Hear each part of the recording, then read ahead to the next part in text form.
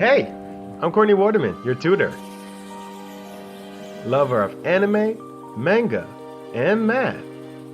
And you just tuned into another session of Tutor Me Sempai. Welcome back, everyone. Today we're jumping into a 6th grade topic, manipulating absolute values. Now, if you're new to my channel, I'll be putting timecodes in for this video in the description box below. So use that to skip ahead to whatever part of the video you think is most interesting. As always, if you have any questions about what you see today, or even your own homework, you can always put them in the comment box below, or visit me on my Facebook page at Tutor Me Sempai and tell me all about it there. Today's video will be broken up into 2 parts. So hit that like button, smash the subscribe button, and let's get started. So in today's video, we want to manipulate absolute values. And we're going to do it in 2 ways. First, the inside. That's going to be the easiest way. And then we're going to see how we can manipulate absolute values by the outside. So I titled this first part, Manipulating the Inside. Now, what do I mean by manipulating absolute values? I quite literally mean we're going to either add, subtract, multiply, or divide something dealing with absolute values. So in other words, we're going to be using an operation and an absolute value. So when we're talking about manipulating the inside, we're going to focus on what's inside the absolute value and seeing what we need to do operation-wise and what the end result is going to be. So let's say we had something like this, the absolute value. So I'm making it very exaggerated. This is the absolute value, and it's pretty large because we're going to have not just a single number in here, but we're going to have an expression. So the expression is going to be, what is the absolute value of 5 plus 7 minus 3? Now I call this the easier one of the 2, the inside versus the outside, because whenever you're trying to manipulate the inside, all you really have to do is 2 things. First, you calculate the inside and then find the absolute value of that number. Well, if that's the case, what is this? 5 plus 7 minus 3. Well, the answer to this is going to be 9. Now we put our absolute value back. So that's the first step. The next step is, what does the absolute value of 9 equal? Well, we know from our earlier videos on absolute values what this equals. Now, if you haven't seen my first video on absolute value, or you need a refresher, don't worry, I'll put it right up here. You can check that out and then come back to this video once you understand how to find your absolute values. This is going to be 9. And that's all you need to do when you're manipulating the inside of these absolute values. Let's look at another example. So let's say we have an example like this. Now this inside looks pretty complicated, but it doesn't matter when you're dealing with absolute values. You're going to handle it the same exact way. However, now look at what we have. We have a negative, we have some parentheses, we have some multiplication, and we have some subtraction here. We need to make sure we're doing this correctly. Order of operations is going to be very important for this type of example. And you need to be sure you know your order of operations. If you have any questions about the order of operations, if you need a refresher of any kind, I have a video on order of operations that you can find right up here. Now, this is not going to be your typical PEDMAS video because I don't technically believe in PEDMAS anymore. Now, I have a method called GEMMA that I'm pretty fond of. And that video is going to break down what GEMMA is going to do and how it's going to help you with your order of operations. Now, if you've never heard of GEMMA, I recommend you check out that video because it, in my opinion, is way better than PEDMAS. So going back to this example, we're going to figure out what this inside is going to be by using our order of operations. Now we have a negative out front, but because we have a parentheses, we have to focus on what's inside the parentheses first. And inside the parentheses, you have both multiplication and subtraction. Now we know that multiplication comes before subtraction, so 3 times 5 is going to give us 15. Now we have 15, which I'm going to write down here, 15 minus 2. That's going to be our new inside of parentheses. Now what's 15 minus 2?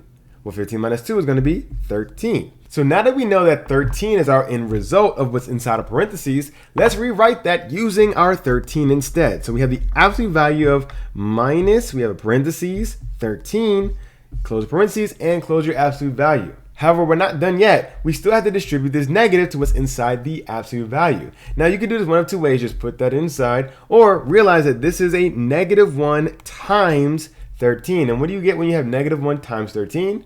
You're going to get a negative 13. So we can have our end result of what's inside our absolute value to be negative 13. And we close our absolute value. So that's the first step.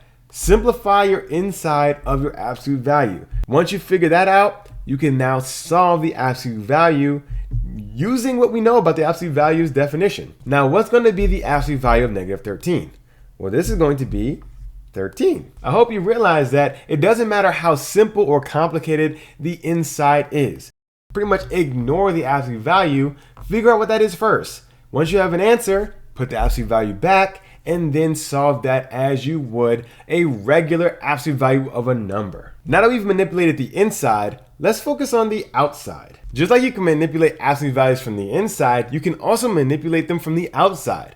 Let's say you have the absolute value of 3 and you want to add 5 to it. Well, what's going to be the answer to that? Well, we know that the absolute value of 3 is going to be 3, so we want to evaluate that first, and then we continue with our math. So 3 plus 5 is going to give us 8. So we know that the absolute value of 3 plus 5 is going to be a simple 8. If it's this simple, why did I call this one the harder of the two? Well, that's because when you're dealing with manipulating the outside of the absolute value, you have to take into account the order of operations. Now you might be thinking, you've never really dealt with order of operations and absolute values. And this is one of the reasons why I no longer like Piedmas anymore.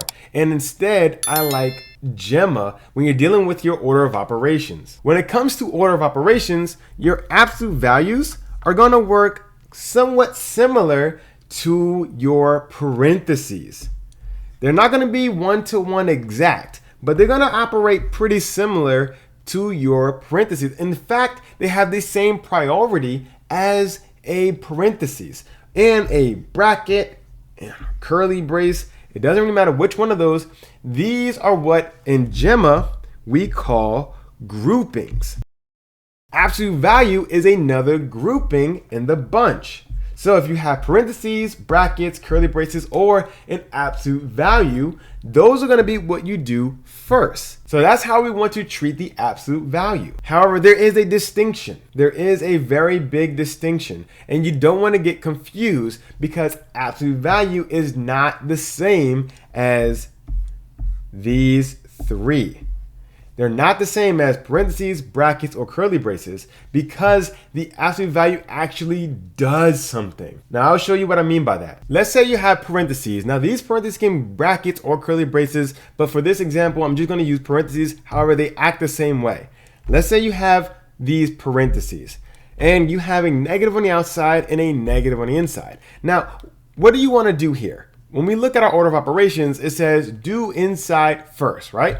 Inside your groupings first. However, there's nothing to do in parentheses case. There's nothing here. There's no other operation. It's just -3. So technically, you're done with the inside. And all you have to do now is continue on with your operations and multiply these two numbers. This is simply going to be -1 times a -3, which we all know to be a +3. However, that's not the case for an absolute value. Our groupings tell us to do that first. Now we actually have to do something. On the parentheses, you don't do anything. It's just a -3 here. We're done. Absolute value is not. We want to find what is the absolute value of what's inside here. And we know that the absolute value of this is actually going to be 3. So we want this -1 that's on the outside, right? This -1 to be multiplied by, instead of -3, we have a +3 because this has something that we're actually doing. This has a function associated with it. So now we have -1 times 3, which ends up being a -3. So you see, these two groupings are not the same. In one case, you don't do anything to the inside if there's just a number, while the other one, you have something to do.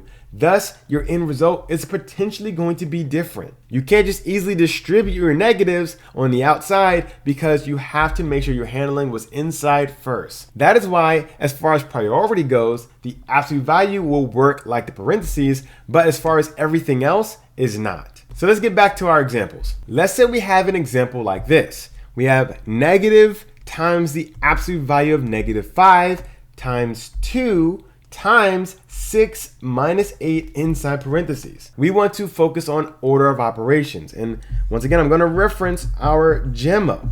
Gemma says we're going to do groupings, then any exponents. Then we know multiplication and division are pretty much the same thing. Addition and subtraction are pretty much the same thing. So this is the order in which we're going to be focusing on. Groupings first. And we said that absolute value as far as priority works pretty similar to parentheses. So we're going to focus on the absolute value first and then our parentheses only because this one came first. If parentheses were first, we'll do that one first. It doesn't really matter. They have the same priority. Handle what's inside of them and then move on to our next part of our priorities. So what is the absolute value of -5? Well, we know that to be 5. So we have 5 and we have this -1 times it, right? So I'm going to add parentheses just so we know that we're doing this negative times the end result. So this is going to be that. We found that the absolute value of -5 was 5, and just to preserve our negative on the outside, I want to put parentheses around it. We're going to bring down this times 2 because we have to focus on the inside. So 6 minus 8 is going to give us a -2. Now we just multiply across because everything here is connected through multiplication. So there's going to be a -1 times 5, which is going to be a -5 times, now you can do this in any order you want because all multiplication is commutative. So I could technically multiply these and this is going to be a -4. What's -5 times -4? Well, that's going to be a +20. So here's how you can manipulate the outside. Treat it as far as priority goes just like you would parentheses or brackets or curly braces. It doesn't really matter. Treat it as far as priorities go the same. When you actually have to do something, make sure you're doing it. Don't just distribute this negative because you can get a very different answer. And realize, once you actually evaluate your absolute value and remove the absolute value from your equation or your expression, all that's left is your regular math that you're used to doing already. So I hope you are following today's examples, and I hope you see that manipulating your absolute values is going to be either one of two options, inside or outside. Inside, ignore the absolute value sign, focus on what's inside, and then figure out what the absolute value is. Outside is just going to be just like your parentheses as far as priority, and then once you knock it out, you don't even have to worry about it. If you have any question about what you saw today, remember, you can always put in the comment box below or visit me on my Facebook page at Tutor Me Sempai and then tell me all about it there. If you haven't done so already, remember to leave that like.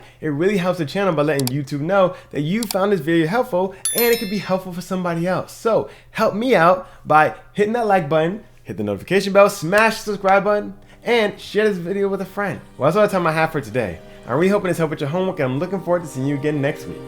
I'm Courtney, and this is another session of Tutor Me Sempai.